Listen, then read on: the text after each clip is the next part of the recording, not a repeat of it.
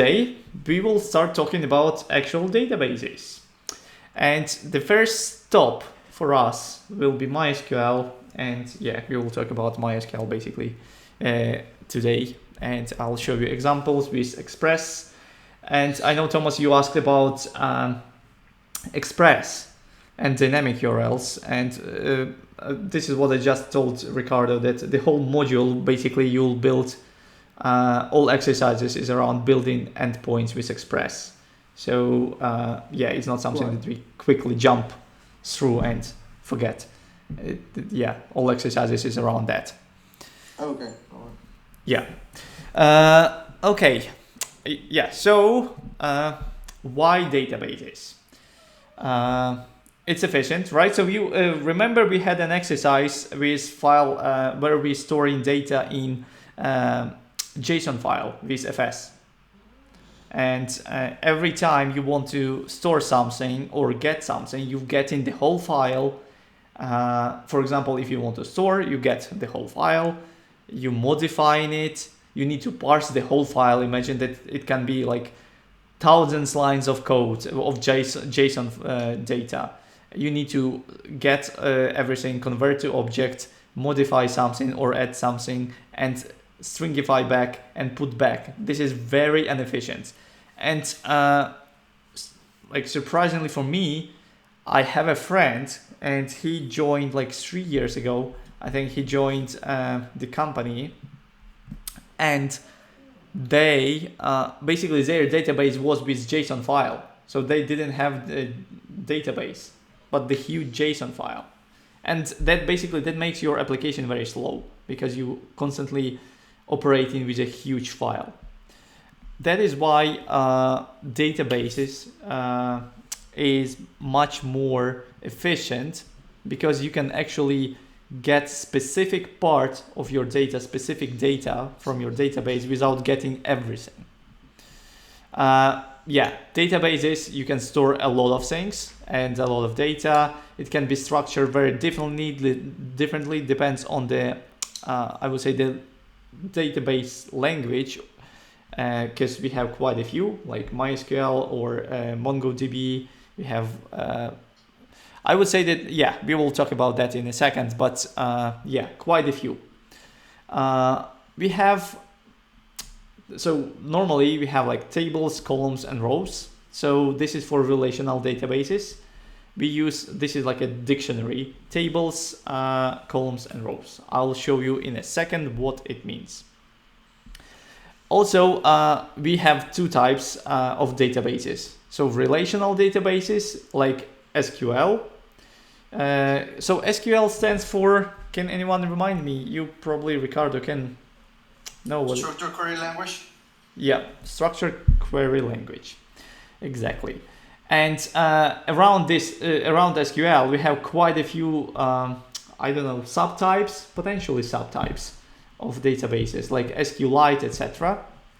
And we have document using like object-oriented or non-relational databases like MongoDB, because you basically, your database is kind of huge object where you get in specific data from it.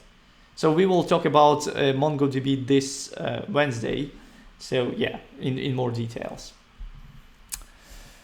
Yeah, so relational databases, you have basically the relationship and you have a structure with relationship for your data and within your database. So here, basically we have like user ID, posts, yeah, it doesn't really make sense, but on the next slide I can show you actual example. So here, this one, the whole thing we call table. So table basically kind of container, if I use other words, where you can store some data, and normally you store in the similar type of data. So you have like users table, and you can store all your users there, or you can have tweets or orders or whatever, and you can have a lot of tables. You have no kind of limits on that. So you just, based on the data type, you create in a table and you can store your data there. So here we have ID, content, and user ID, right? So this is about tweets. Regarding relationships, we have one-to-one, one-to-many, and many-to-many. And we will talk about each in a second. Thomas, have you heard about any of that? No. Okay. Yeah, so I'm kind of expecting more questions from you because Ricardo working with MySQL, so he probably will just mute us, mute himself and just do his job during today's lesson. So yeah. Sorry, actually, I forgot to mute myself, but yeah, I'm looking at the presentation at one time and reading some PHP code in the other while I'm here. So let me just mute myself because I'm going to have somebody here in a few minutes asking for food and stuff, so let me put myself in mute. Yeah, okay, so Thomas, feel free to ask all your questions. Sure. Yeah, so the first thing is one-to-one. So one-to-one means it's one item, like one record, let's say, belongs to one other record. So for example, we have student and we have room. So it's one-to-one relationship because student can have only one room and room can have only one student. So that is why it's one-to-one relationship. It's not always the case, right? Because some rooms potentially, for example, in your database, room can have two students. And that means that will be completely different relationship. But if you have one student per room and a student can have only one room, that means that this is one-to-one relationship. And yeah. One-to-one would be typically the ID of a person and your name, for example. Yeah. So it's not about the ID or name. It's about how many things belongs to that thing, to your record. In this example that you mentioned, Thomas, you're getting the idea of one-to-one. However, the name and ID are usually in the same table. So we're looking to different tables. Like the user table have an ID and a name, so they are in the same table. When you relate that user to a different table, like the rooms table, that's where you can have many students in a room, but the students can only be in a room at a time. Got it. So you think about it as different tables. Yeah, so and here, that is why we have an example where we have two tables. One table with users, with students, and another table with rooms. And in students table, we have ID and full name, right? So we have 3 students in our students table. And in the rooms table, we have 3 rooms with ID, number, size, and student ID, because we want to have kind of relationship to our student, right? So now, if you get this room number, or you can get a room by a number or by a size, it doesn't matter. You can get the ID of the student because it belongs to one student. Does it make sense? Yeah. Okay, yeah. Yeah. Okay, yeah, so this is one-to-one. It's pretty simple, like comparing with others, because here it just one thing belongs to other thing and nothing else, just one-to-one. One-to-many is more complicated. So yeah, basically each pill here, represents a table. So yeah, just to clarify, what is this? And we have, in this case, we have user is 1, right? And to user, we have, it can own comments or posts. So, but comment can have only one user. Comment can't have a few authors, right? A few users. So it just, comment comes from one person. That is why it's 1 on other side. And same with posts. So when you're posting, you have one author or one user, one creator, let's say. And that is why it's 1 on one side.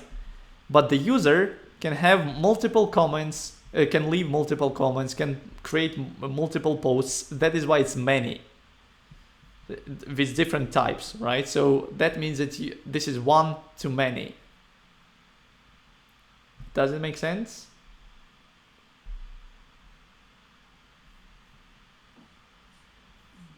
Yeah, I think it does, yeah. Okay. Yeah, and here's an example. So, wait a second. I probably need to change. So this example, is it? Yeah, I think this is the one. So here we have one user, and user has comments and posts. And user can create, for example, user with ID 1, Mr. Potato, has only one comment, left only one comment, and created only one post.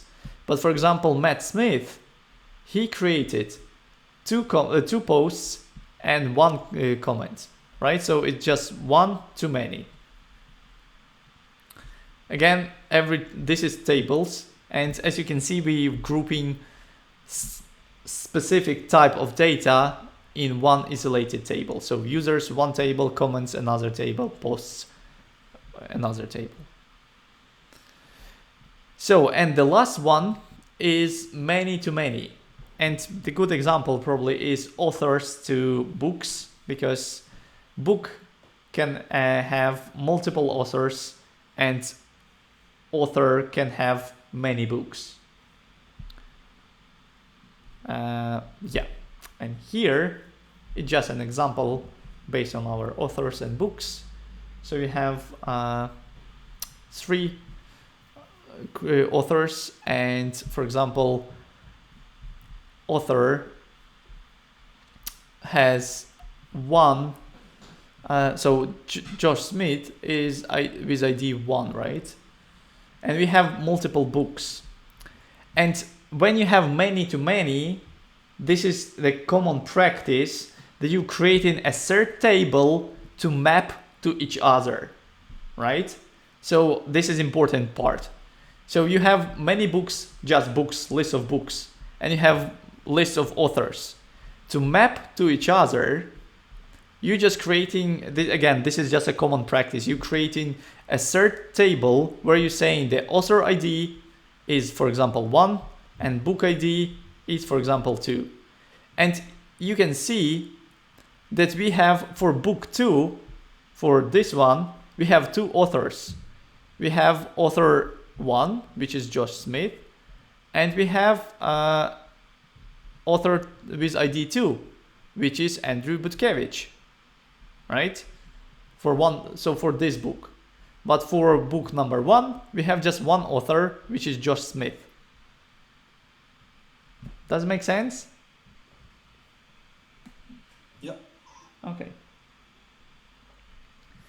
Yeah. Okay, so every single record in your table supposed to have something unique.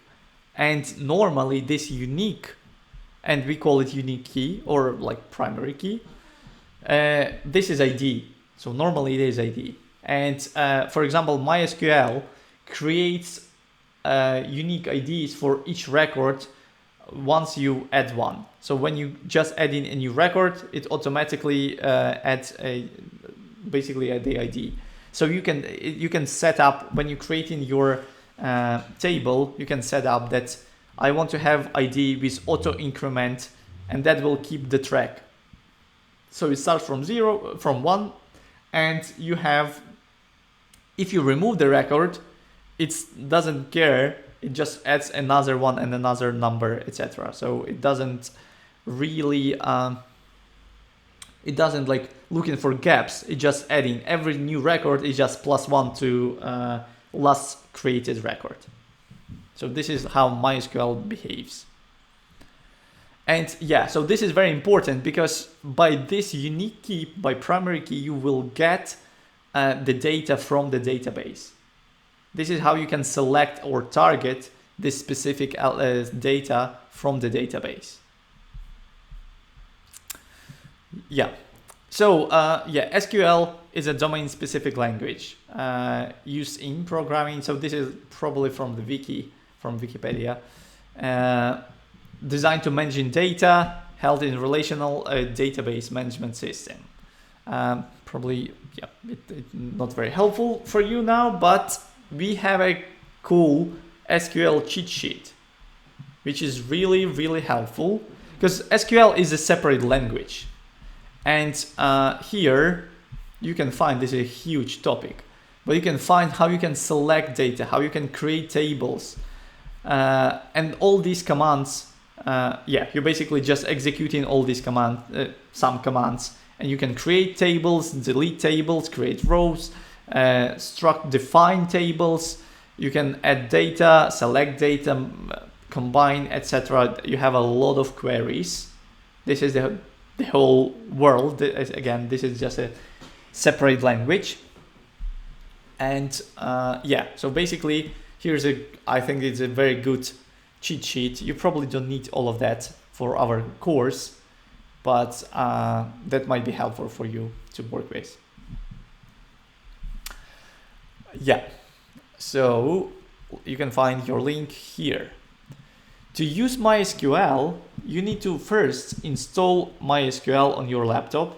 This is like it's so confusing. It's always, their website is complete mess for me. I always can't find the file that I need to download and install. So I just found the link so you can actually download directly.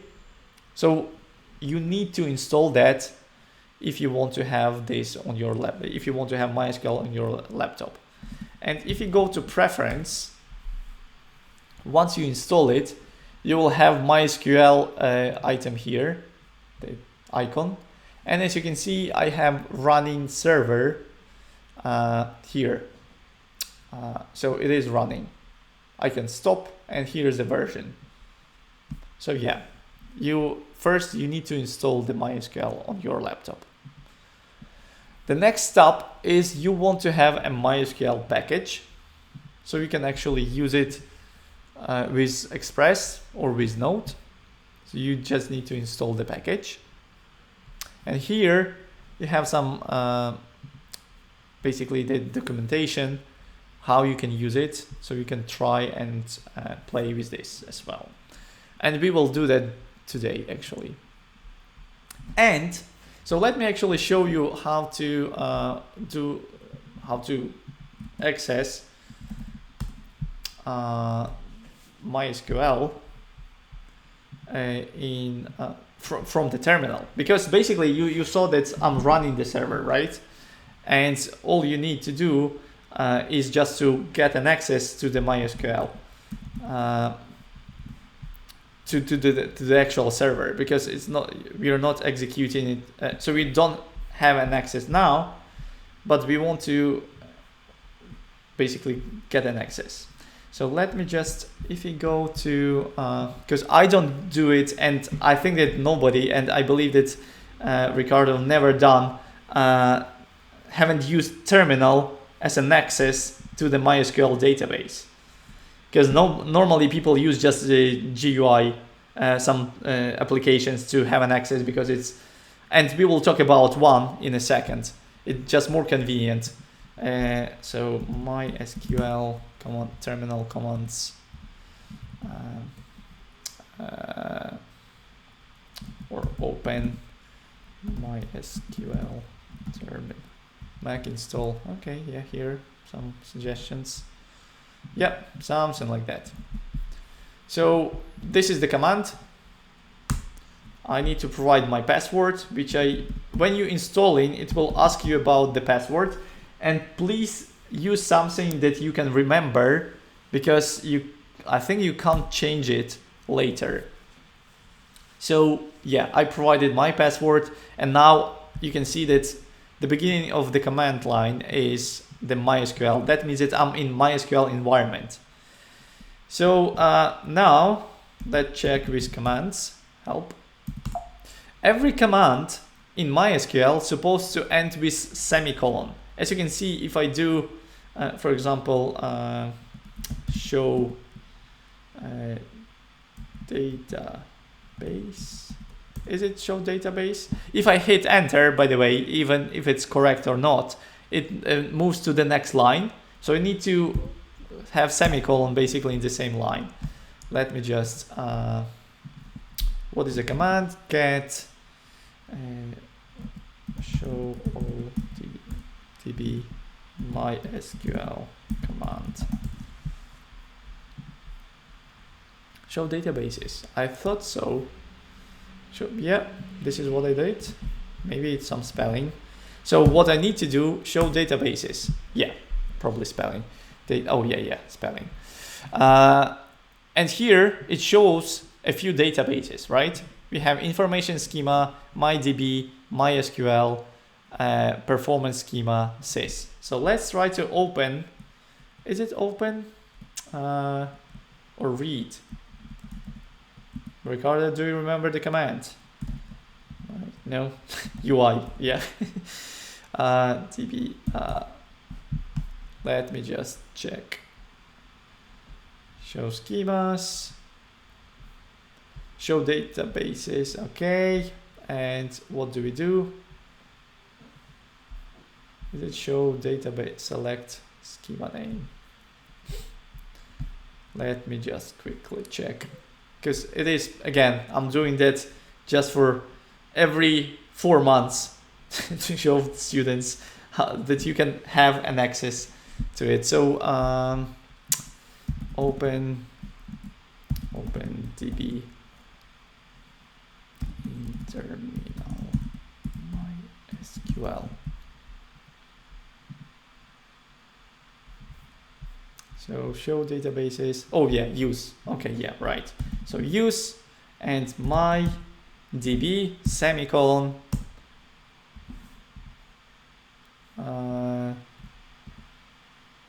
Okay, yeah, database changed. So now show tables, and we have pets and users, right? So basically we can work and like select. This is now SQL, everything from pets. And we have just one record, Archie, and owner ID, or show everything from users. And we have 3 users, John, Sam, and Vasil, right? So this is pretty much it. This is how you how you can get an access from the terminal. But again, I don't know people who use terminal to have an access to database. So let me just exit. And here we have the link to table plus GUI. Ricardo, which one do you use?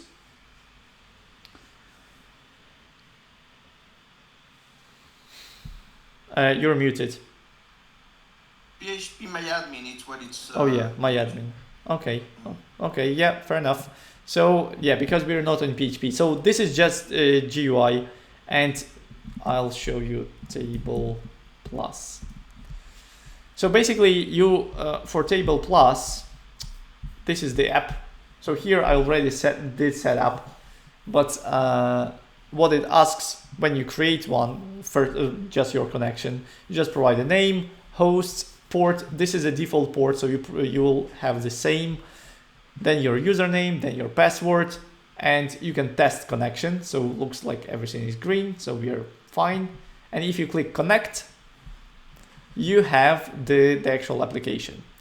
So here the icon is for databases. So MyDB, see that this is the same kind of now it's visual representation of what we had in the terminal. So now MyDB, and we have 2 tables, and every single application like that, it basically executing same commands that you will do in your terminal to show or render some any stuff. See that I've just opened my DB and just set executed command, use MyDB. This is what we did in the terminal. And if I click on pets, it just executed select all from MyDB pets order by. So it's executing behind the scene. It's still executing MySQL commands. It's nothing. It's just a UI to make a nice like a visual representation of the database. So basically you need to, if you want to start working with things with MySQL, you need to have three tools. First MySQL, then MySQL package, and third one is some GUI so we can work with it.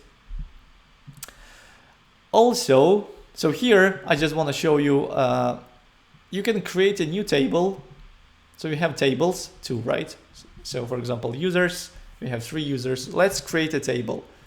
So you can new table, and here you specify list of columns. See that by default, I already have the column name is ID. Let's call it customers. Customers. And now I can start creating new fields. So that will be the order of the column.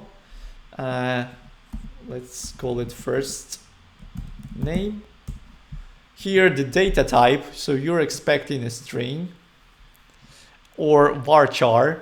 So this is like a format for strings, varchar. Is nullable. That means that it can be empty. So you can pass the new record without this, or you can, if you need, if it's required field, then you say no, and column default it's just empty. So you can set some default value, so it's empty. And let's say another, so the order is 2, last name, again varchar 255, same thing, right? And no, and empty. And potentially, let's say I don't know, country,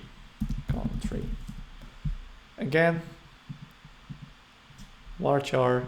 Potentially we want to add age, yes, so it's nullable, and empty.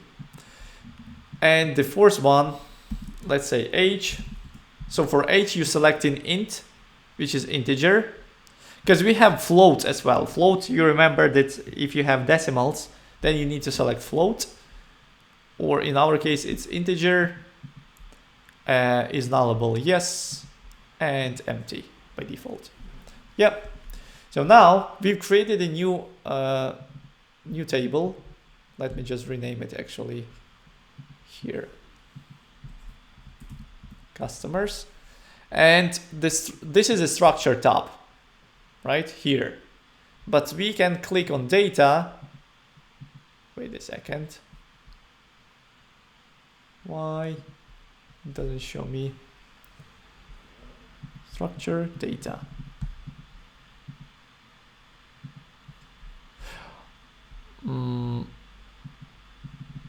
Why it doesn't allow me? Wait a second.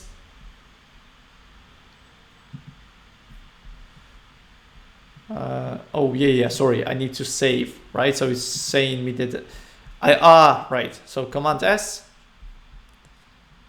involved age empty, so that should be null potentially, and for this one should be null because it's nullable.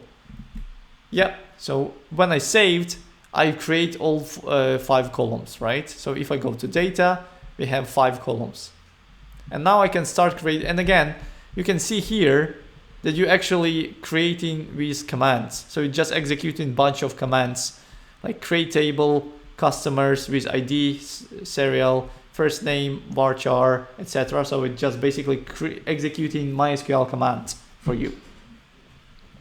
So no magic, just a bunch of SQL commands. Yeah, and you can create records again. You just click and create, or you can you can click manually and add something, or you can do with commands as well. So if you go to can I do commands here? Probably not. Let me just check where I can do commands.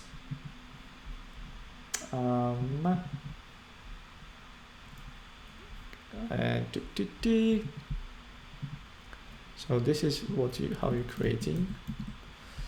but enable syntax highlighting. Yeah, so this is just nice syntax, but new tab. Why doesn't it allow me to create? Yeah, anyway, you can, that is why you use GUI, because probably in the tab queries, upper left. Oh, queries. No, you have yeah, there. No, nothing here. So I think it's templates. Okay. History. Interesting. Oh, there. SQL. Oh yeah. So you can click SQL and basically execute your commands here. Just write like, let's say select all from users. Right? So I can actually execute run, and it will select, yeah. Or you can select all where age more than 28. Oh, sorry.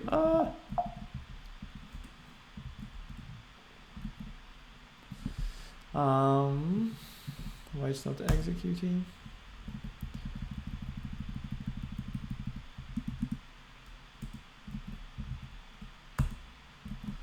Let me check. MySQL where. So this is pretty, it's very like close to plain English. And for us, we're equal. Where office code. Like, okay, let me just where more than one. Let me check. Yeah, that should be fine. Where contact ID more equal. That's odd. Greater equal. Yeah, this is what we have. Equal. Website more equal. Yeah, this is what we did. Oh yeah, right, sorry. My bad. Order is wrong. So we have select all from users where age is this. And as you can see, we're selecting only one user because, or more equal, then we have two, right?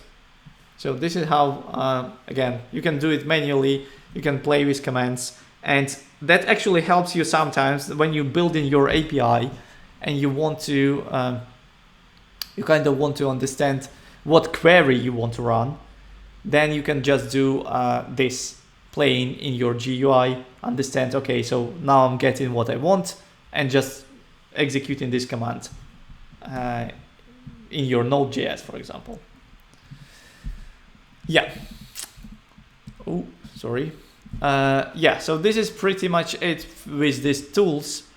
And now I think we can move to the actual, to the code editor. But here we have the very, very basic setup for MySQL. And Express.js, actually on their official website, they have set up for each type of language. Like here they have Couchbase, CouchDB, LevelDB. Here we have MySQL, and this is their example. Then MongoDB, Neo4j, Oracle, etc. Postgres, the another one which is very popular. But yeah, so here they have all examples. So let's actually start and create some dummy endpoints. Desktop and create your lesson, cd lesson code. Yeah. So we need a terminal, right? Thomas, did you figure out how to run Express?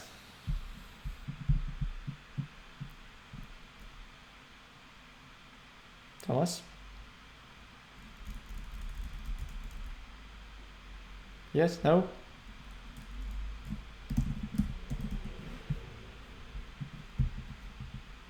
No? I believe people are busy.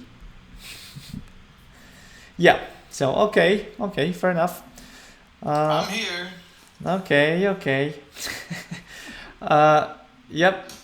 So we want to do the very basic, and actually, Ricardo, this is what you asked about how to use Express. Yes, exactly. So here, first of all, I want to initialize my npm -y. Now I want to install Express. npm Express. Right. And now I want to npm install, in our case, MySQL for now. But we will use another tool in a few moments. Okay. So now, to set up the the Express server, it's very easy. You just create import an Express. Require Express. Now, next stop is you create an instance of Express app, which is Express, and the last bit is .listen, and you have specify your port and the callback for that, like console log. So we will see that listening on port 3000. This is pretty much it. We have Express server. Congratulations. So yeah. Why did I think that you mentioned that at some point we need to create more than one instances of Express? No. So Express is basically your server. Yeah. So it just runs one instance, and we just call whatever endpoints. Maybe I didn't. Yeah. I hear something wrong then before when I think you mentioned something like that, but it was probably me. I'm wrong. Okay. Yeah. So you creating an instance of the server, and then what you're just doing, you basically just creating endpoints, and endpoints you can have many of them. And to create an endpoint, so let's open the Postman.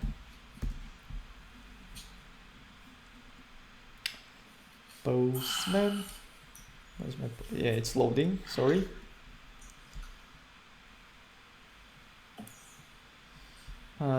Yeah. Okay.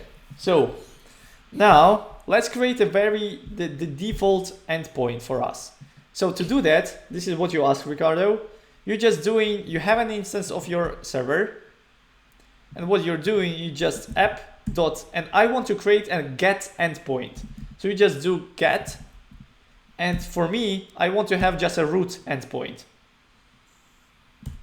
And so the first argument is an endpoint URL that you want to use, and the second argument is a callback, where you will have something that you can get from the client side. So in request and response, this is something that you can send back to the client. So let's say that if somebody will hit this URL with get method, I want to response send hello. Yep. So let's go to our Postman get method, HTTP local, just a root, the root, right? Send. We have our hello. Now, if you browse to it, you're still gonna be getting the hello. Yeah, sure. Because front end. yes, because it's just a string. Yeah. Exactly. Yeah, to create another endpoint. Typically, when you're dealing with endpoints, you want that data not to be publicly accessible via web browser, but only API, right? Well, it depends on what needs to be done. My question is not that. My question is, if you need to do that, how do you restrict that for not showing in the browser and just responding to the request via API? Oh, yeah. So basically, if you start sending, so first of all, you can do, as I remember, JSON. Let's say we pass an object, name Alex.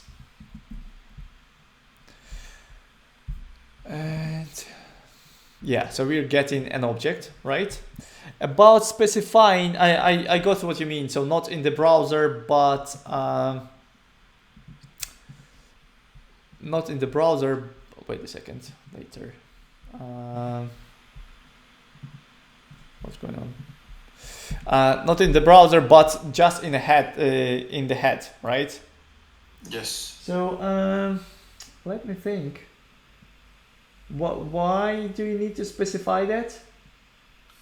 Sometimes, let's say, for example, if you go to like a weather API publicly accessible, you can just get the JSON and read that in the file in the browser. Yeah. But sometimes you just don't want to make that information available browsing. You just want that information to be available, let's say, for a mobile app that is going to consume it. But if the people goes there in the browser, you just don't want to show it. So that's a regular scenario, a typical scenario. So somehow you should be able to restrict that the response is only responding to an API and not actually to the browser, I guess. Okay. Yeah, so you're saying that if you go in from mobile as an app to some URL, yes, you will consume the data. Yeah. Yeah. But if you go to the same URL from the browser, that should do what? You will just get a blank page, an empty page. Really? To be honest, I've never seen that. Really? Do you have that in PHP? I'll get you a scenario like that later on. Let's not just waste time classes on that. I think it's useful actually, because to be honest, I've never seen that. And let's say limit express response to body, or don't show express response within browser. Yeah, something like that. So directly display in the browser. Yeah, they use post instead of get. Yeah, does it make sense? I think that's maybe in the browser. Maybe you're saying that if you send from the mobile app, if you're sending a query as a post, like you're posting some credentials and you're getting the response from the server.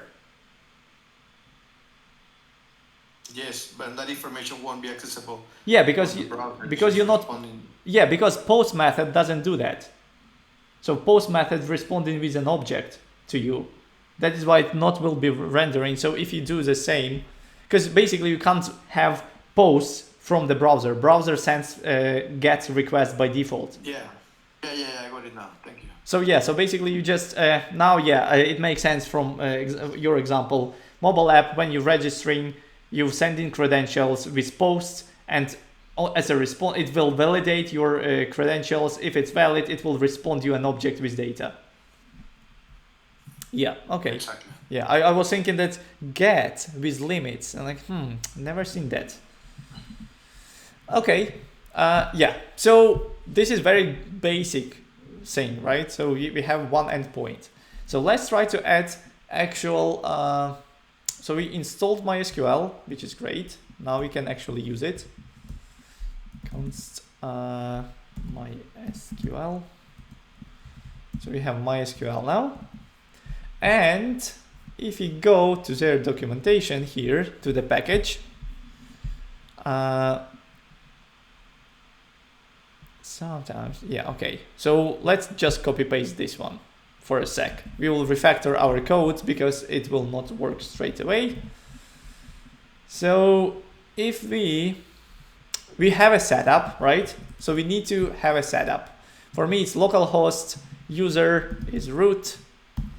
For me, it's very secure password, which is root, and MyDB, right? So what we can do here, you're connecting. So basically what you do is just connection. Let me rename to const. You have connection settings and you're saying connect. Theoretically, you want to have all of this inside your get. So let's see what we have. We have JSON, and here let's first let me just have it outside, yeah, for a sec, and we will just save our code here. So the solution is 2, yeah, beautiful. But we can select everything as, I don't know, users and MyDB, or select everything from, remind me what we had, users.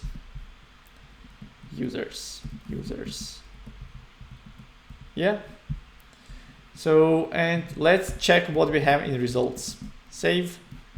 As you can see, we're selecting all our users, and this is raw data packet,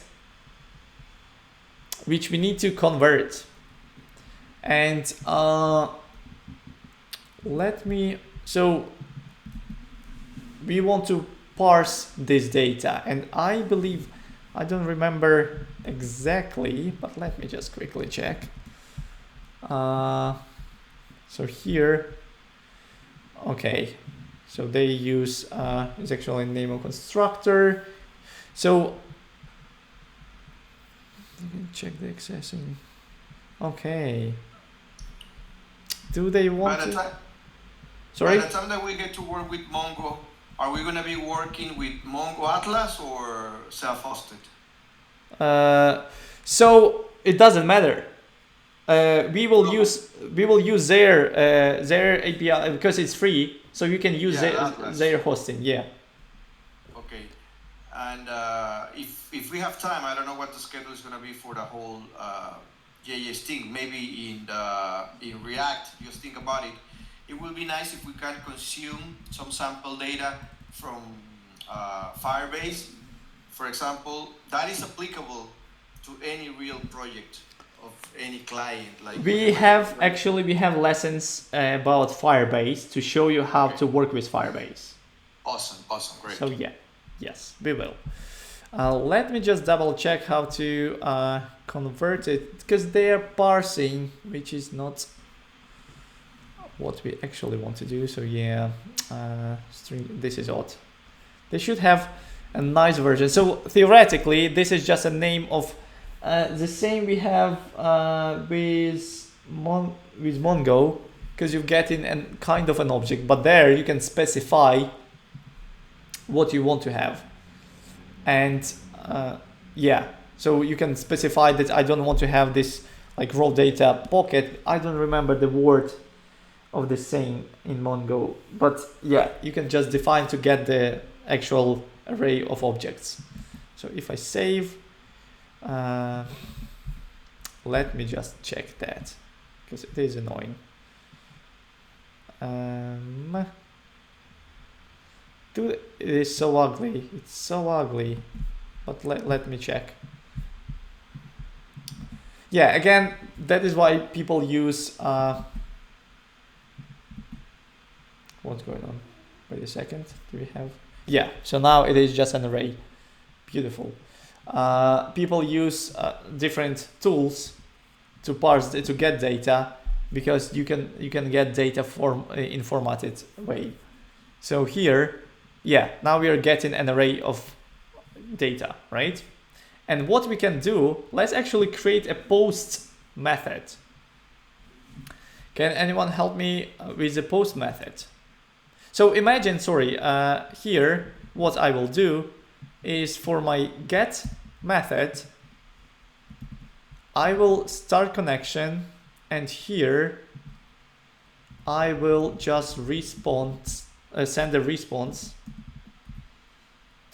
.res.json, and I will send this. How many? Yeah, not JSON. So let's see what we will get. Where's our postman? So in get, we hit in the endpoint, and great. We have JSON, which is right. Sorry, I've stringified. I don't need to stringify this because JSON already doing that for us. Yep. So now when you hit in the root, you're getting your users, and theoretically we can say that let's create a users as an endpoint. So now I need to get my users. Click send. I'm getting my users, right? Pretty simple, and we are operating with database now. So let's try to add a new user to the database. Theoretically, yeah, let me just do this.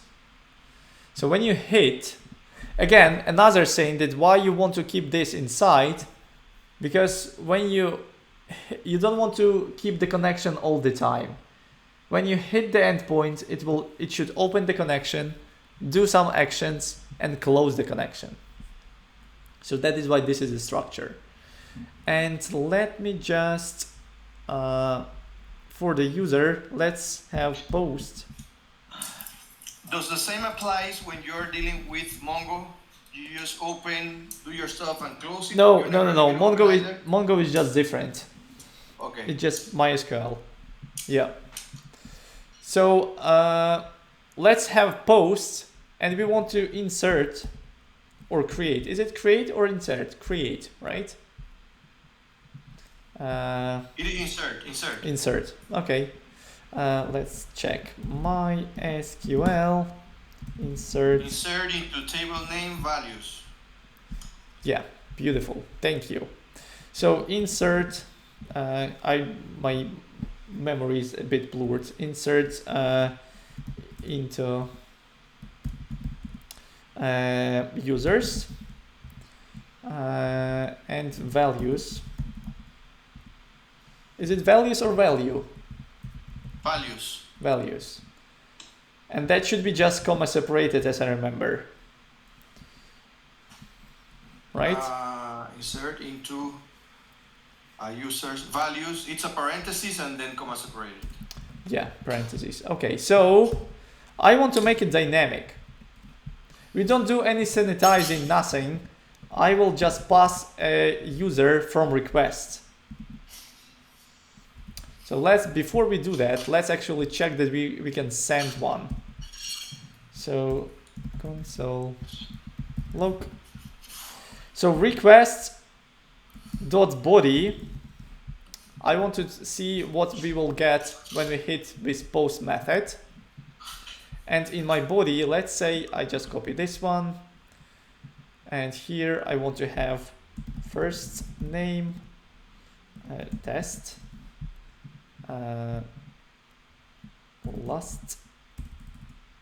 Last name test last, and here we will have age, let's say, I don't know, 30. So this is our default structure. So if you send the request, so first of all, we never end. We don't have anything. That is why it's loading. But we have undefined. right? And this is because we want to parse the data because it's asynchronous. We Thomas last time showed you the middlewares, and for app we have use, express. Oh my goodness, what is express? Is it parse? Wait a second. My goodness, I'm just tired today. So express, middleware, parse, body. Oh gosh, where is this? Where is it? Body parser. It's not body parser. You don't need a body parser. It's express.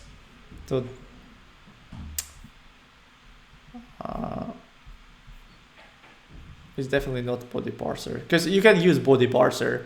It's a package, but you don't need to have a body parser. JSON. Is it express.json?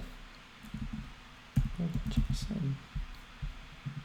Yeah, looks like just express.json. Okay, so I definitely remember that.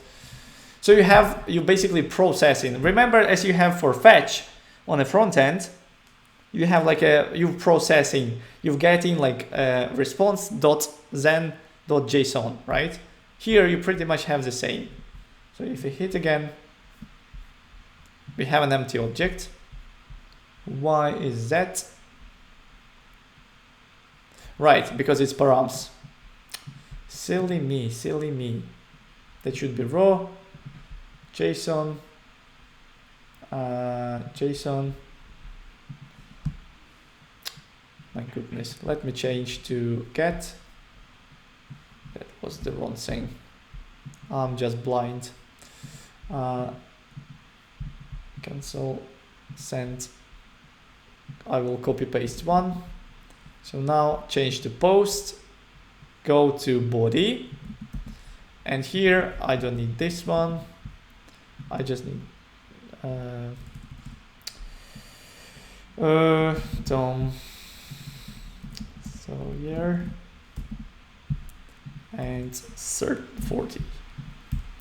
Right?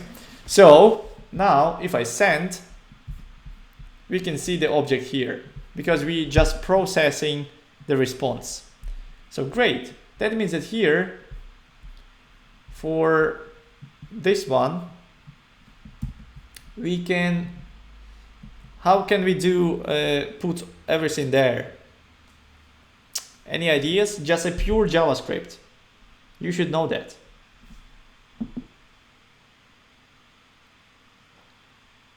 So we want to take all values. How to get all values from the object?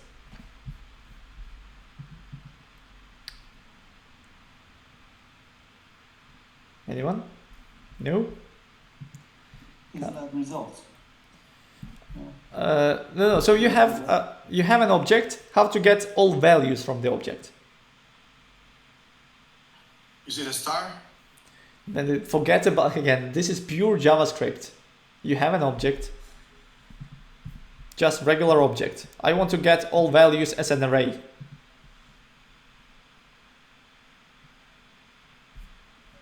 Come on, object values. Yeah, Thomas, I think you need to study more, man. You should have done that. Right. So yeah, basically we've taken this, right, and we want to spread it. Wrong place. So we're getting an array. Can we do this? It should work. So we're getting, that will be an array, but we want to spread it. Why it just doesn't do? Yeah, okay, we can just do something like dot. So we have an array, just join with comma space, just comma basically. Save. Let's try. So here,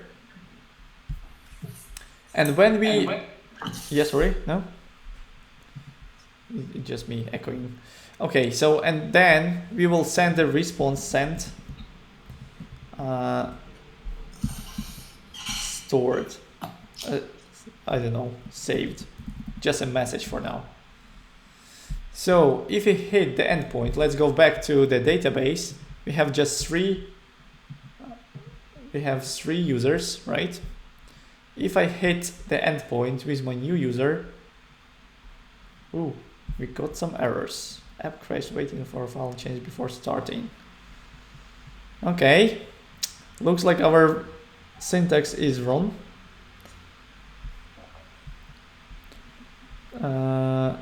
Row value column doesn't match value count at row 1. Aha. Is it because, what do we have? We have 3, first name, last name, and age. Let me just double check. Insert into MySQL. So, come on.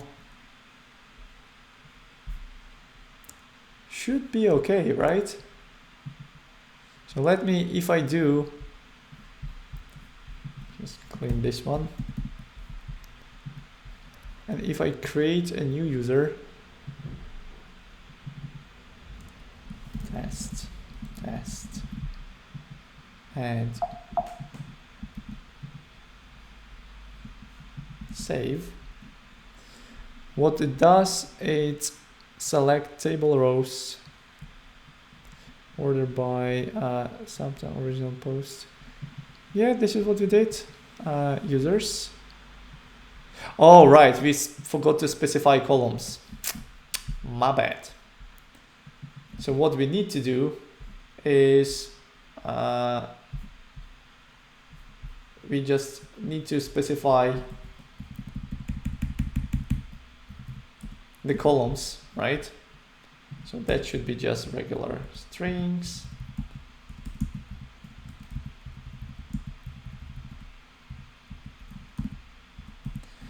And yeah, so now looks like this one is correct. So now we have first, last, and age. And then we had just comma separation, which is a list of, yeah, should be fine.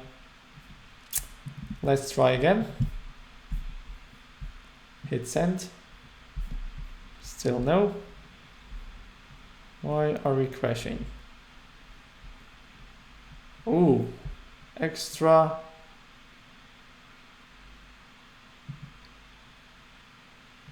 Where did they find another quote?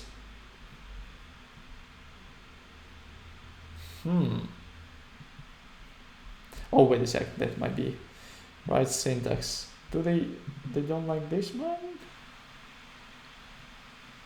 Any ideas what's going on? Maybe they just doesn't like the join thing. Theoretically, we can do something like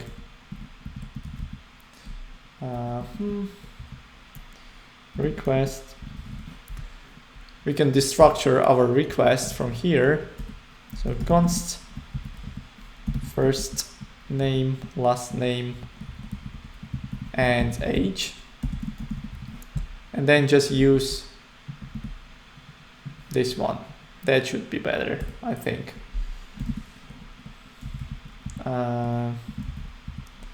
Last name and age. So let's try send. My goodness, why it's failing? Where do we miss?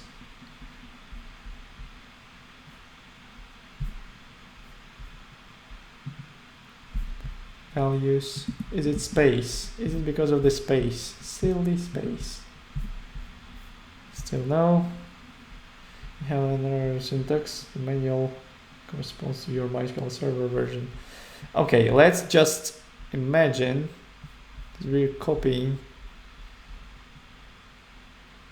insert into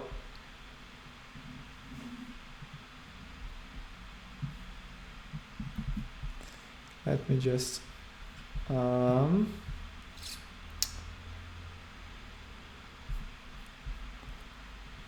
I'm wondering users, insert into users,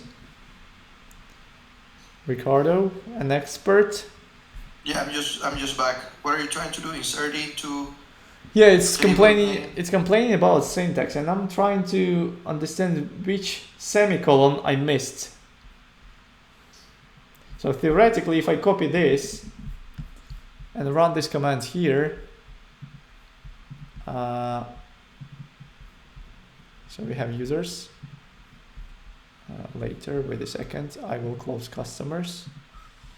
Execute this command. Okay, so does it mean because of the quotes? I bet this is some silly syntax. I just placed an example there in the chat for the class. I mean, Yeah. in the Hangouts, not in there. Yeah, this is what we have. Insert into table name, first name, last name, age, values, Tom Sawyer, Users. 40.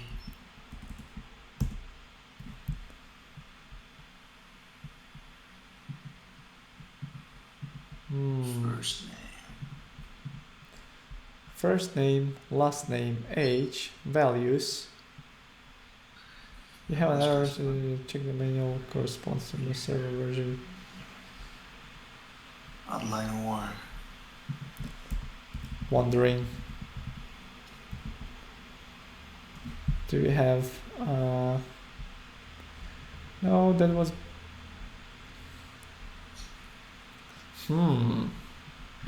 You see, I don't see in that example the closing parentheses. Oh yeah, I see. Tom.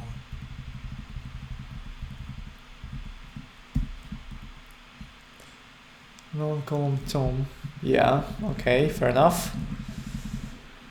No, but maybe try with the 40 without quotes, or just in the 40, because it's a number. No, you have an error. So this is about syntax. Why it's complaining? In the example you showed, Ricardo, there is no column to the first part, so first name, last name, and age. So maybe that's why. Yeah, those are the yeah, exactly. Those are the actual. You mean like this? Potentially you're right, but let me just... Okay, fair enough. So we don't need to have for column names. Yeah, okay. Okay, why? Should normally refresh. Yeah, let me just remove this one. Save, remove, save. So we don't have anything. So that means that we don't need to have parentheses for this. Something like that. Save. Try to hit. Yeah, saved, right? So if you go here, refresh, we just saved another user. Thank you, Thomas. Good spot. Yeah, they don't like, for some reason, parentheses here. I think that they have another, the other way where you can combine first name, like just values, and that will automatically populate the columns in that order. But yeah, that really depends on the tools that you use. Like, for example, in most cases, the IDEs will take care of those. And if you are using some sort of framework like Laravel, for example, which is the most popular for PHP, you really never use the actual SQL because there's always an ORM that does it the way it is. So it's not something that you'll do in daily basis anyways. Yeah, that's true. That is why the next step for us is actually to talk about ORM. Oh, coincidence. That is why people using ORMs, and one of them is SQLize. So why it is helpful? So SQLize is like kind of language agnostic. It's an ORM, right? So it's basically a mapper. So for ORM, why it's very nice? Because imagine that you have MySQL database, right? And on some point, you just migrated to MongoDB. And if you don't use any ORMs, or your setup is without ORM, that means that you will you need to rebuild all mapping to build all your adapters from scratch, etc., which is expensive basically in any way. That is why when you're using ORMs, you creating an adapter and you just use their syntax, ORM syntax, to work with data. And if you want to change your database type, you just change in database kind of settings for this ORM. And you don't need to rebuild everything because it will map automatically to the right place. So SQLize is a big thing actually for us. And here they have pretty good documentation with all examples. So you can very easily do a setup. So they have, let me just see, model basics. So getting started, this is how you do setup. And yeah, we'll basically follow this one. So let's actually scrape our MySQL from here. We don't need it anymore. Let's remove this and let's remove this one. So all we need is SQLize, and the basic setup you have for different databases. But in our case today we will work with MySQL. That is why I will focus on this slide, where you install in SQLize, then you just create a new instance where you specify in database, username, password, and hosts and dialect, where you specify in actually MySQL in our case. So let's actually do that. In their docs, they have this. So we need to install first, of course, as usual. Installing. You also have to manually install drivers, right? So in our case, it's MySQL too. So let me just quickly install SQLize, and we need to have MySQL too in our case.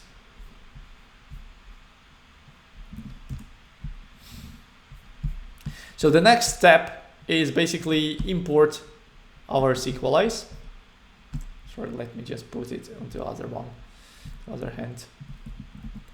SQLize, and just copy this setup. So here we have database is MyDB, right? Username is root, password is root. Localhost, and here we want to have MySQL. Yeah, this is pretty much it. You've done a setup. So let's check how can we get data. Because here, so you can do modeling, which is basically you can specify how to each record supposed to look like. And this is a lot of customization. It's like just a lot of space to play with.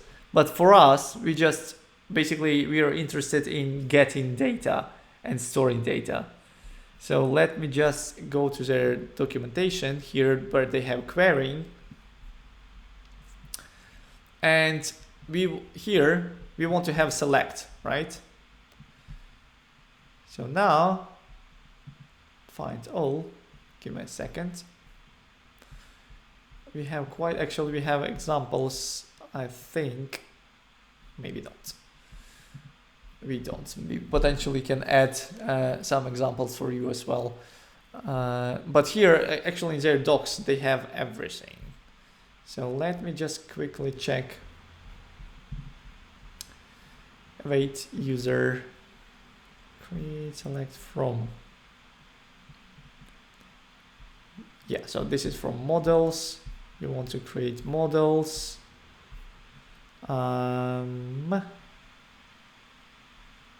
Be equalize model query. We don't want to model querying. Model querying getter and setters. Is it this one? Define user.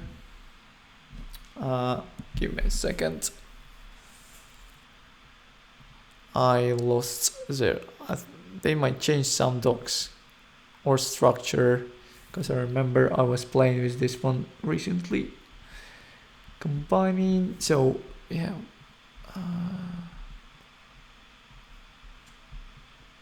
Is it in hooks? No, it's not in hooks. So they have models, of course. So okay. I'm pretty sure that we didn't have models before. Drop-in tables, timestamps, column declaration, default values, data types, column options, model instances, validation, raw queries. Is it raw queries? Yeah, so here you have raw queries. This is one way of getting data. So you can do just SQLize query and basically this as like a regular MySQL. So let's actually do this here. So select from users in our case, right? Query types, where do they define query types? Right, they just import it from here. Okay. So yeah, basically you just doing this one, and let me just send to user response dot send and the users. That should be, if we have a wait, we need to have a sync, right? So let's try. Will we get our users if we hit the endpoint? Send. No, we won't. Wait a second.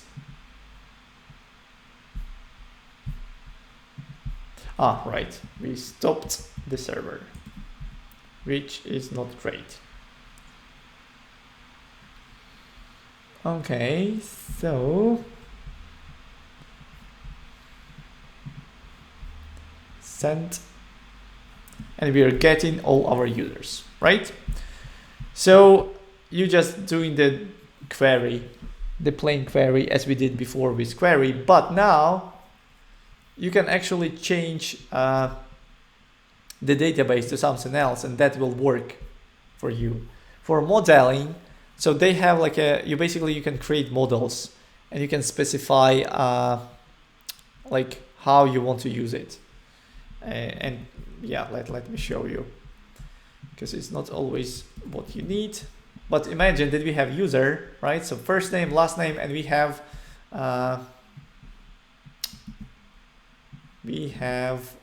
age, right? Int. Is it number? Potentially number they use. Close. Let me check. What am I missing? Yeah. So now we have a model, user model.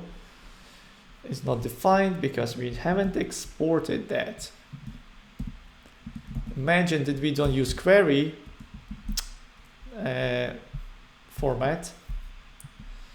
We're just using data types is undefined. give me a second. So they have data types, and I think I've imported data types. Yeah, so it's running fine. So is SQLize the ORM most used in JavaScript? Like if we work on a real project, should we use that as an ORM by default? Yes. Again, if you want to stick with one database, you know that you probably don't need it, right? You can just use your just MySQL and build your queries, and this is it. So it's not like a default thing. But if you think that you might want to work with different databases, you might want to have kind of adapter, right? So you can have different. The clients that I know that have been looking for JS work are specifically looking for the MERN stack, meaning that those apps really are just tied to the MongoDB, so I might not even need to work with an ORM at all, because that's exactly what they are after, you know, like managing the whole stack, the whole JavaScript stack. Yeah. So as I said, it depends. If you want to, because with this one, with SQLize, theoretically you can create just a few different adapters, right? Like MySQL SQLize or Mongo SQLize. And you can just have an access to and use the same syntax across the whole platform, because you just create different adapters, but syntax is still the same. Even if you're working with different, because it might be messy, right? If you have a few different databases, you might need to, for MongoDB, you write in one type of queries, for MySQL, you write in another type of queries. But with MySQLize, you will do the same syntax everywhere. Yeah. So that might be just cleaner for you. So yeah, let me just quickly check here in model select. So all I need is basically this. Yeah, so see that they are showing you that basically this is select everything from. And if you go here, this is your, by the way, the table that you want to select. And let me just change it here. So we have instance of user, JSON users. So let me just do this, and we will send users to the front end. Something like that. So let's try again. Beautiful. First name create. Oh yeah. So by default they are adding update at, which is annoying. I remember that. You you can specify that in the setup that you don't want to have update at SQLize. This is just a common thing. SQLize issue. It's working. Let me check this one. This is this is just a common thing that you need to in a setup. You just setting to disable basically.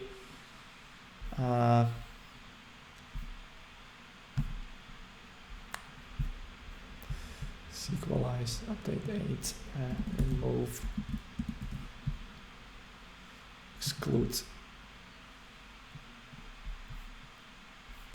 Where was it defined? Data scope timestamp false. Is it in define? I think it might be in define. First name. Let me check that.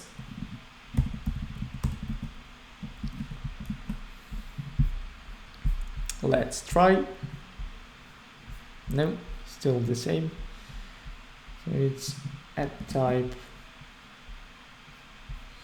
Yeah, so this one should be lowercase. And again, we have the same problem with created at, updated at. They try to use this. Wait a second. Let me just check their docs, because I remember that they had this thing.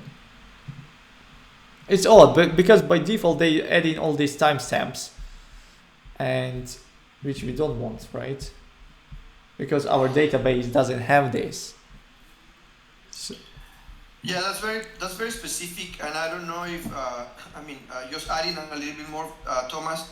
Like, I guess for Vasil, this is an explanation like in general terms, so that we get like the whole understanding of the scenario. However, if you're gonna be dealing with this, for example, like you have clients with different databases, you might want to get into that. If you are just using like one tag, you might not need to get into this. So like he said, depending on the roles or your clients, this might or might not be of use at all. It really depends. The thing is, like, if you need it, you know where to look for additional information then. What I was gonna ask, Vasil, before we go today, can we revise the final project as you have it there in the GitHub, just to brainstorm a little bit about the things that are needed to see if we're ready to get started on that or not yet? Just a few minutes before we leave for the day. Yeah, no problem at all. Yeah, so let me just check. We have SQLize. Yeah, oh yeah, here it is. So we can define, I remember that was a setting, crazy setting. Oh, Thomas, and this is specific to this particular URM. If happens that you end up using a different one, then you need to learn instructions for that particular one. So it really varies from case to case. Exactly. Yeah, so now we are getting. So the problem was that SQLize by default, they add in to your query, they will look for, they will query basically and look for columns with name created at, updated at, which we don't have. That is why it's throwing an error for us. So we need to turn off timestamp in the configuration for our SQLize. So yeah, that was the issue.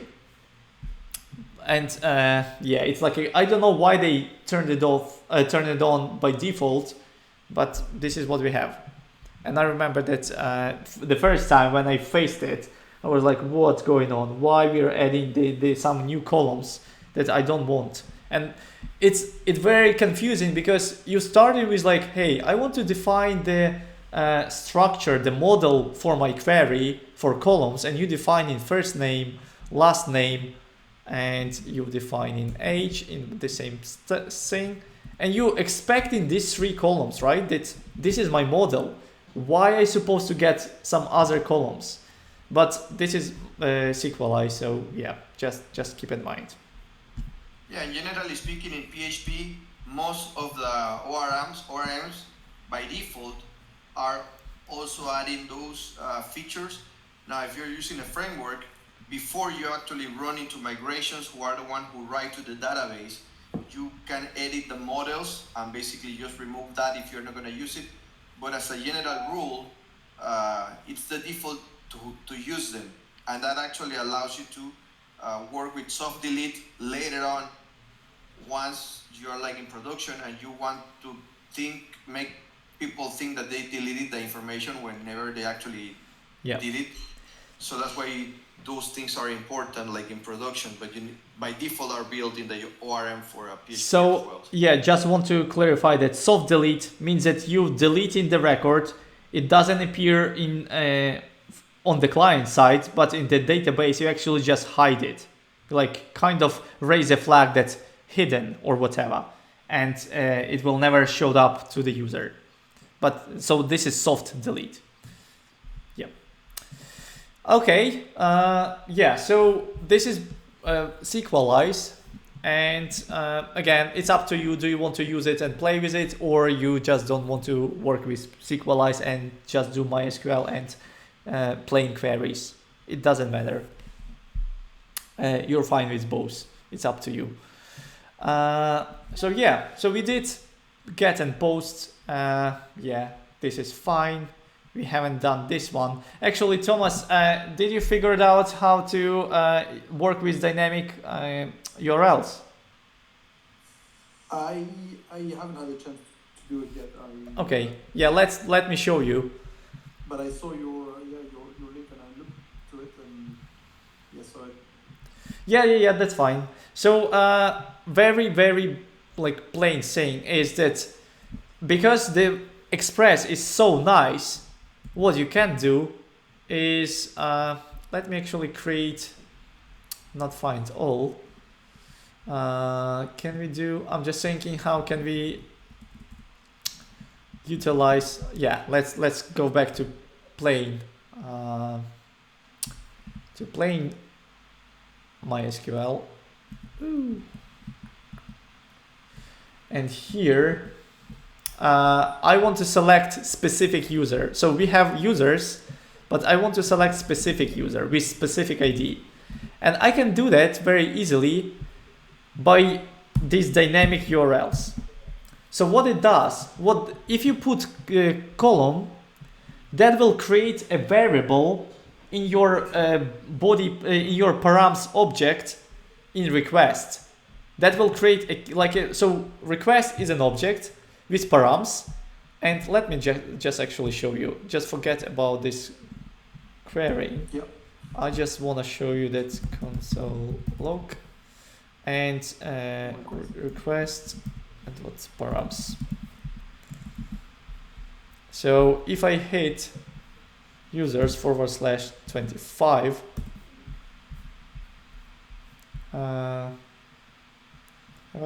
what? Get users request params. Okay, let me check. Oh, sorry, post get. My bad. So if I hit it, yeah, it's loading, but I got an object with ID, right? Because I put ID here. If I imagine I will put, I don't know, column kitten, that will be a new key in params. So if I hit, I don't have this endpoint because it's asking for the second one. I don't know. Garfield. So send. And now I have an object with two, right? ID and kitten. So this is how you work with dynamic with dynamic URLs. You just put in column, and that will be your key in the URL. So it doesn't need to be on the database? No. It just shows.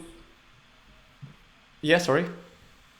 So it just shows whatever you put in as a get. Okay. Yeah, exactly. So this is kind of a way how you can pass dynamic data, right? So because you have, for example, users with ID 1 or 2 or 3 or 4. So you want to actually, in our case, let's show you an example with specific. You just need the parameter and that's it. Okay. Yeah. So let's say ID. And in our case, I want to get specific user by ID, right?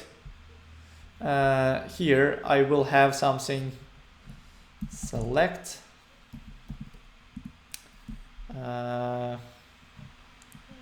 user, select user from users. Let me just remove this. Where ID equals this one, right? Yep. So, and let's respond with results. JSON. So let's try. We don't have this. And we have with ID, for example, 4. So if I hit with 4, great, we have some error. Beautiful. Some, just again, users in field list. Oh, unknown column user, select all. That should work. Yeah, so see, now we're returning with ID 4. If we try to get with 1, you just pass 1, hit, beautiful. We don't have, or what? Handshake after invoking quit. What's going on? We have ID 1. So let me just, I think I know. No daemon sometimes cause some issues. So let me try. So we have with 1. Let's go with 4. Interesting. So why cannot queuing handshake after invoking quit? Oh, look at this. Okay, that it looks like that doesn't want to have. Let me check. Looks like it doesn't want to have end inside, so it's just terminating, which is odd. Which is definitely odd. And that connection connect and end, that's a function of express, right? Yeah. Yes. Or No. This is MySQL. Sorry, this is MySQL. Oh, okay. Yeah. Let me just make it smaller. No daemon. So it's if we go to users with ID, we are. Yeah. Let me try. So. Yeah, okay, so throw an error.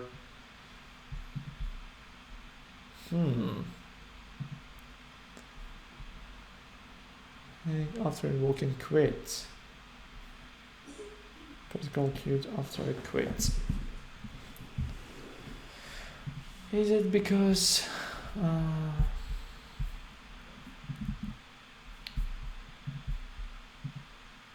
nah, so it's so it wants to have it inside, but let me check again. So we have, I think I accidentally remove, sorry, where is it? So we have connection connect, connection query, and the end. Okay. Send. Second query won't work. Is it because of the end? Let me try. Nah. What's going on? Cannot. This is odd. I use Sequelize, that is why we don't have this error there. I think that Sequelize handling this stuff. Looks like a popular thing based on a lot of threads. Also using connect and anyone can help.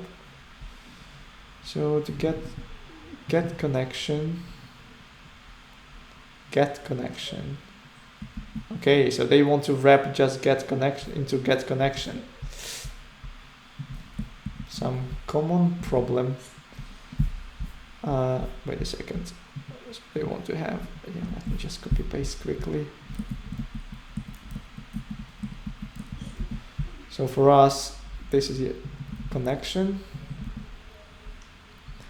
and inside we have connection with this.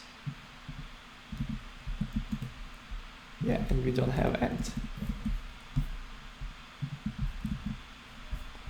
Let's try. Ooh. Connection, get connection is not for this pool. Oh yeah, sorry. No, it's connection. They have create connection, create pool. Right, I remember. So yeah, create pool means that you can allow to have multiple connections to the same instance. And that is why you create a pool of connections, and you can connect to them many times. So now that should work. Yeah, now it is working because you have a pool. So yeah, create pool. Let me actually, I should add it to slides. I will do MySQL node. Where's the connection pool while working? I just want to show you the documentation. Connection pool.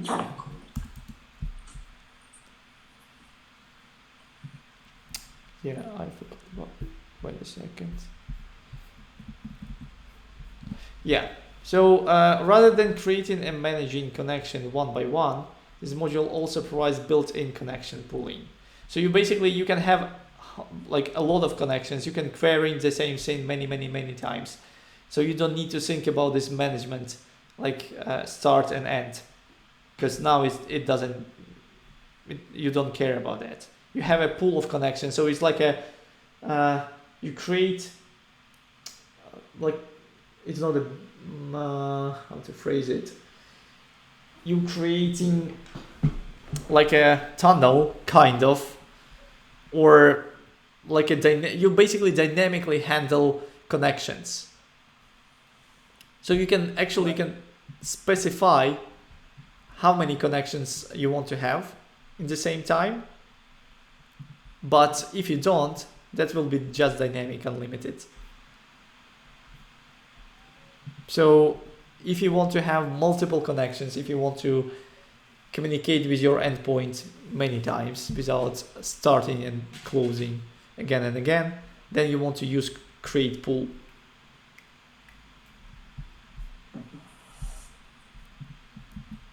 And what's the function error results fields? Sorry? If you go back to the code, I was just looking at the, I don't know, at your code in Visual. Oh, you mean this one? Yeah, the next one, basically the one that is giving you the results and showing you the results.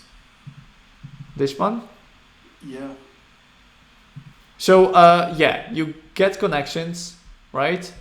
You're taking one connection, getting something, and in the callback, you're basically checking if no errors with MySQL, then response with result. Yeah. And fields, what is fields? It's just we can console log, but this is like a table thing. So console log.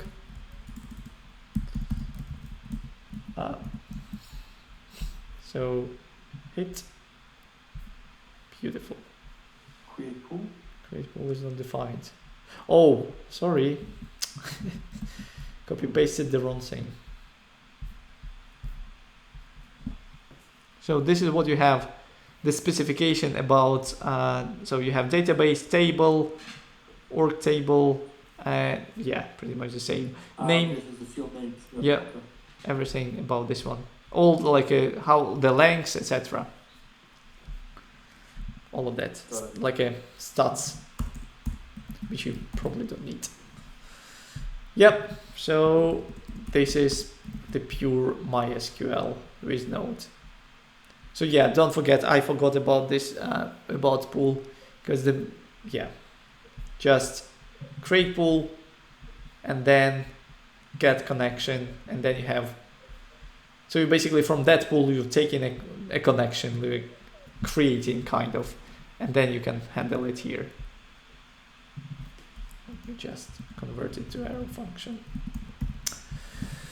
Yeah, any questions? Before we will talk about the project in a second. I'm just asking, do you have questions now about this? Not for me, no, thank you. Okay. Okay. Yeah. So let's talk about the project. So, GitHub. Trade.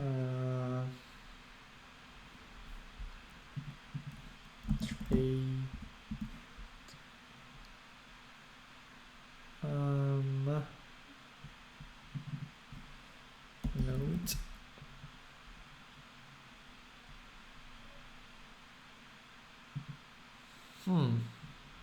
Okay, yeah. Okay, yep. So for us, again, this is a trading app where you have so front end. We don't care about how you will render that. Like very basic, a few lines is more than, like a few elements is more than enough. Because the idea is about the backend. So you want to have a list of 5 stocks. So you can hard code it in the database, because you have here. When you talk about hard coding it in the database, basically is like you just did during today's session, that we basically create the endpoints within the instance of Express, right? Yeah. Just like you did with the users, like user 1 to user 4, we're just gonna have stock 1 to stock 5. So yeah, yes, pretty much. So I'm just thinking, I'm looking on that, and I remember, I don't think that's like it is okay to store it in database, but you can store it in front ends, because it's not about the 5 stocks. It's about that I want to see the 5 stocks and their live price. So you want to have on the front end, you're rendering 5 stocks, render user balance. Each list item should have share name, current price per share. So that will be live, right? That will what you will see, because that will change all the time. When you say that is going to be live, are we going to be actually fetching Yep. from a Yes. real API? Yeah, and we're providing here APIs that you can use. Okay, and basically we're just making up the rest of the information in the sense like, okay, we're getting the stock value from an API, and user balance, it's going to be whatever price that is times whatever number of stocks we say that the client has. Like it has $5 and it has 10, it will be like current balance is going to be like 50. So here we have share name, right? We have current price, which is dynamic. Input, okay, picking. That comes from the API. Yeah. The current price. Okay. Yeah. So here input for picking quantity to buy or sell. So theoretically for you, that will be you can handle that by you want to see the balance. So in your input, you should see your shares, how many shares you have. Which is basically an input field that we put in whatever information, and the computer is supposed to do the math. Yeah. So basically you're providing that. So price should be updated as often as possible. And again, you have like, I think it's 1 second, or it's up to 5 seconds. It's very easy. Again, they are providing you this information that often. So you basically fetching this data as much as you can. With a set interval or something. So depends, because we have web sockets, which you open the socket, and you don't really care about. You don't have such thing as an interval, because WebSocket is about that if something changed on the other side, it will automatically update on your side. Did we cover the sockets already? Not yet. No. This is addition. It's up to you. If you want to use sockets, you can use sockets. If you don't want, you can do with set interval, and this is it. That's fine as well. Okay. Buy and sell. Yeah. So basically, you have 2 buttons, and render a list of shares user own. So you want to render. Basically, you need to render a list of input of shares that your 5 shares, basically, of 5 stocks, right?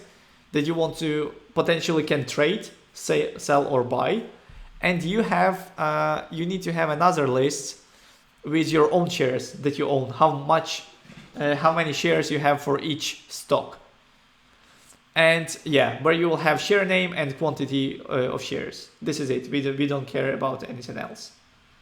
So you can, when you're selling, that will basically take the current price multiplied by quantity and should update your balance. So balance can be static, right? So you can have like, for example, $500 and 100 shares. So you don't need to recalculate it with every price change. That can be static. We can probably just put an update button, and whenever we hit it, it's going to do the math again.